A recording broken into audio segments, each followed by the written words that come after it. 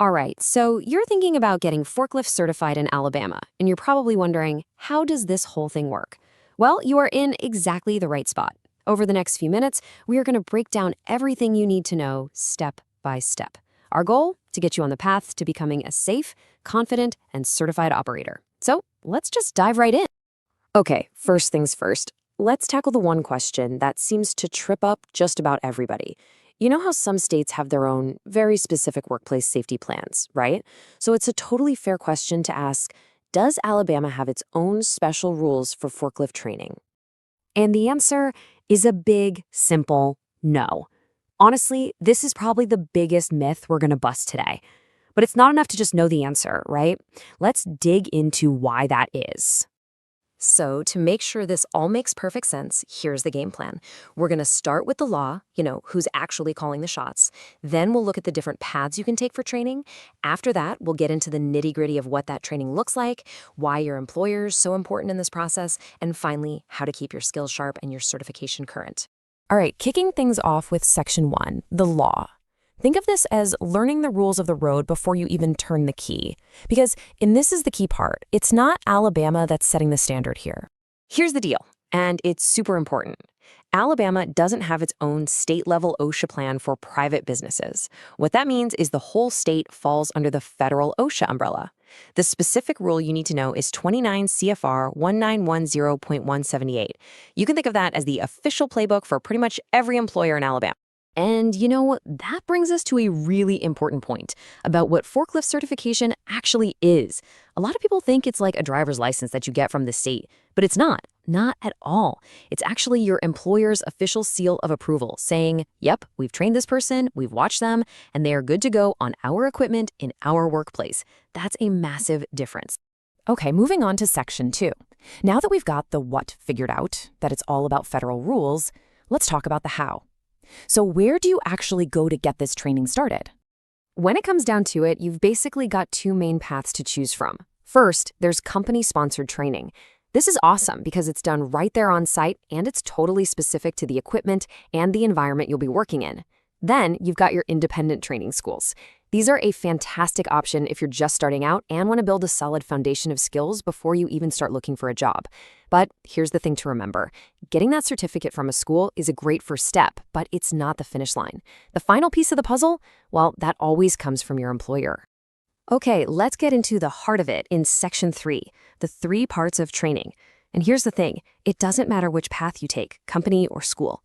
Any real OSHA-compliant course is going to have the same 3 basic parts. So let's see what they are. Every single legitimate training program is built on these 3 pillars. You've got your formal instruction, your practical hands-on training, and then the final performance evaluation. They all go together and you absolutely cannot skip a single one. So let's break that down a little more. It all kicks off with formal instruction. This is kind of like the classroom part, the book smarts. It could be lectures, watching videos, or even doing some interactive stuff on a computer. Then you move on to the really crucial part, practical, hands-on training. This is where a trainer actually shows you how it's done, and then you get in the seat and practice. Finally, it all comes together with the evaluation. This is basically the test to prove you can take everything you learned in the classroom and everything you practiced and put it all together to operate that forklift safely. All right, Section 4. This one is huge. It's all about your employer's final sign-off. So listen, you can pass your course, you can have a shiny certificate in your hand, but you are not certified yet. This next step, this is the one that really counts. And this quote right here, it really says it all. OSHA doesn't hand out national licenses. Instead, they put all the responsibility right on the employer's shoulders.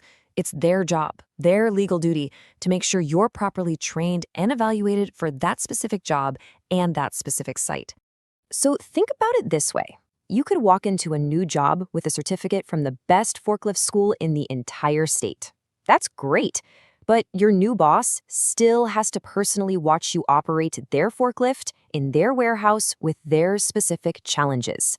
That final on-site evaluation, that's the last piece of the puzzle.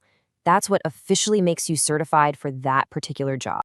And that brings us to our last section, keeping your skills current. Because getting certified isn't something you do once and then forget about. It's really an ongoing commitment to being safe on the job, day in and day out. So, here's the basic rule.